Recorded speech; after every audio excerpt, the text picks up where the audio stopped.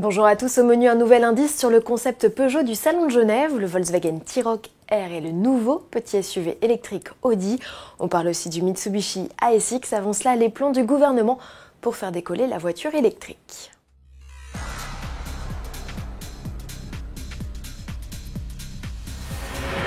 En Europe comme en France, les voitures électriques connaissent un regain d'intérêt. Il faut dire qu'en 2018, l'offre s'est étoffée avec des modèles au compromis prix-autonomie plus alléchants. Si la part de marché des véhicules électriques a plus que doublé en France depuis un an, elle reste toujours très faible, autour des 2%. Près de 200 000 véhicules zéro émission à l'échappement circulent aujourd'hui en France.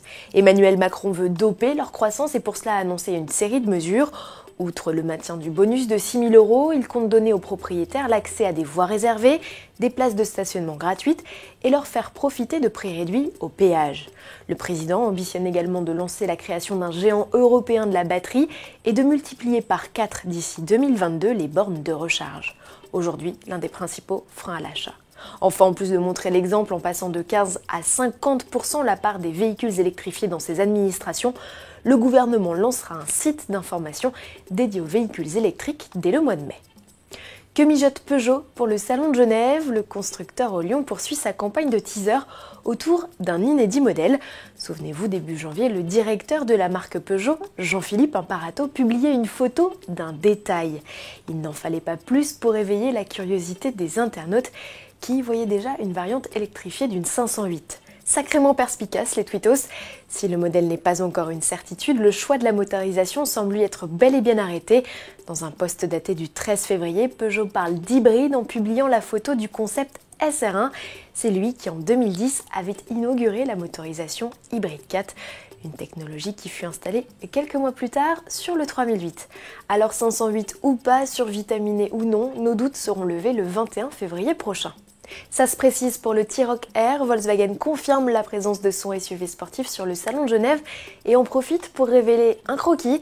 Sans surprise, le modèle affirme son tempérament avec des ailes plus musclées, de larges prises d'air, de grandes roues et des badges spécifiques. Et sous le capot, on peut déjà parier sur le 2 litres TSI déjà utilisé sur les Golf GTI, à confirmer toutefois, tout comme sa puissance. Chez Audi aussi, c'est un SUV qui s'annonce. Il s'agit d'un nouveau modèle 100% électrique, petit frère du récent e-tron.